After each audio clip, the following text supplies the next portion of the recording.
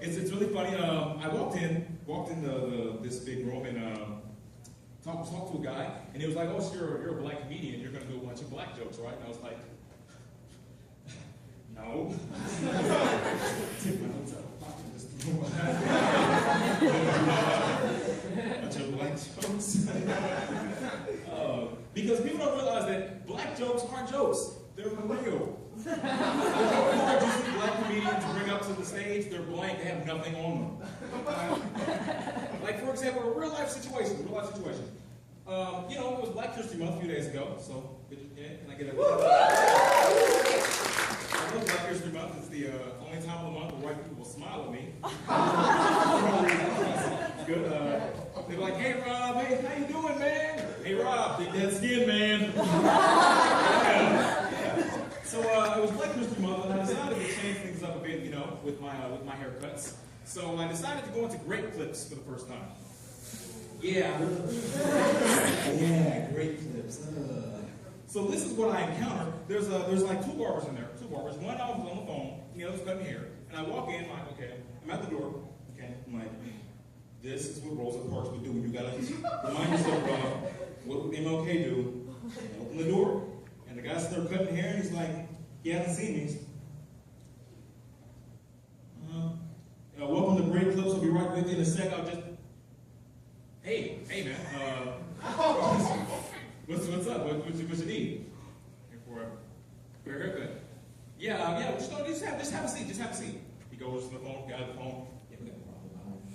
What do we do with his hair? I can hear you guys talking about it.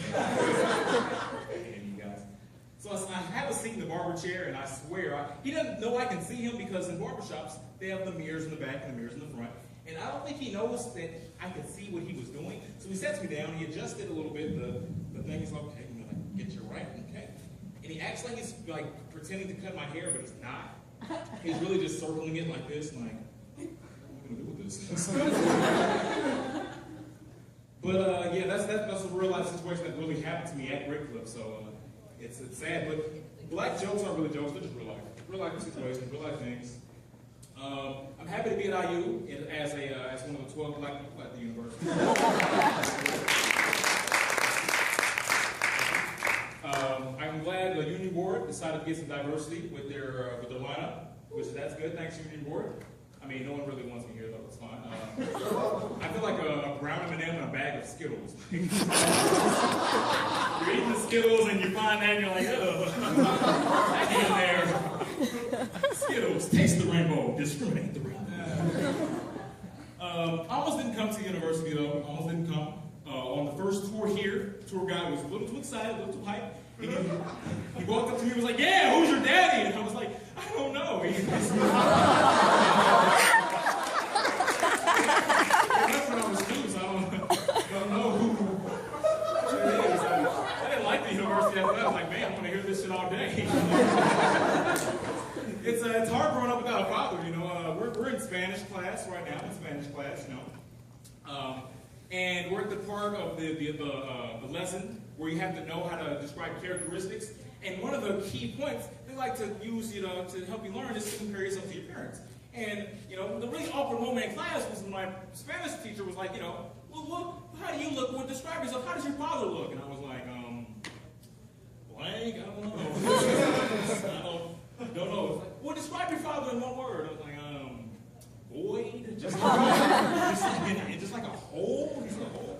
And one quarter of our Spanish class, we had to draw a face. We had to draw a face. The face of our father, she kept doing with his father. Like, I was the only one there that didn't know my father. She kept doing it. Sure. And anyway, she's like, everyone draw your fathers, okay? And then label the parts of your face with, you know, in Spanish, nose, nariz, chin, menton, you know. And so she got mad when the paper I handed them was just blank. It had nothing on it. It was like, Robert, where's your father at shit, bitch? You tell me, I don't know. That'd be great. Maybe it's in Mexico. We can go down there and learn Spanish together.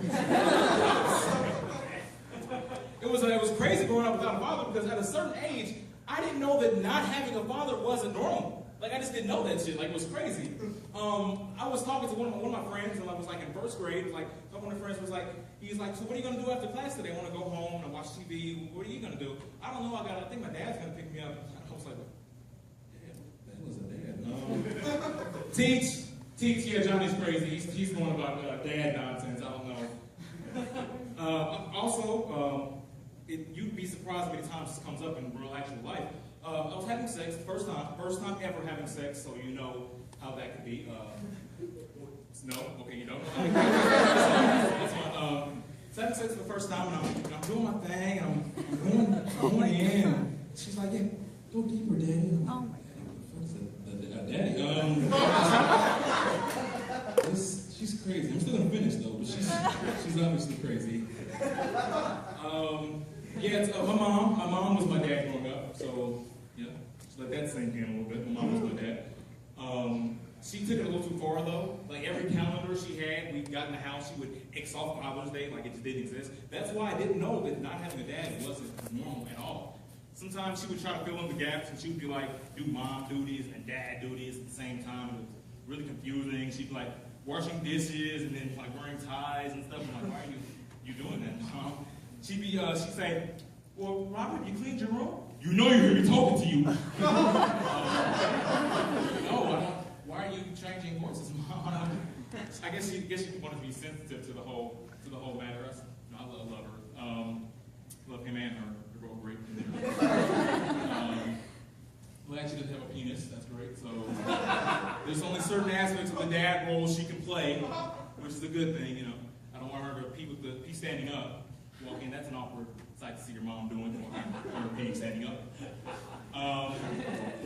One of the comedians came up here earlier and was talking about how if you go into a history class with white folk and white people, and I mean this is what he said. White people and how it's like a drunken night. I'm going to joke terribly what he did, but I wanted to relate to that. If you kind of think about that in the drunken sense, in the drunken manner, we as black people are the people that you took home, the girl you took home while you were drunk. You didn't realize it. We are the people, the girl you took home while you were drunk and you didn't know it, and you wake up the next day and the bed's covered in cotton and you're like, oh my God. What did we do last night? All right, thanks, I'm Rock out there. Stopping it all. I want this shit forever, mine, ever mine.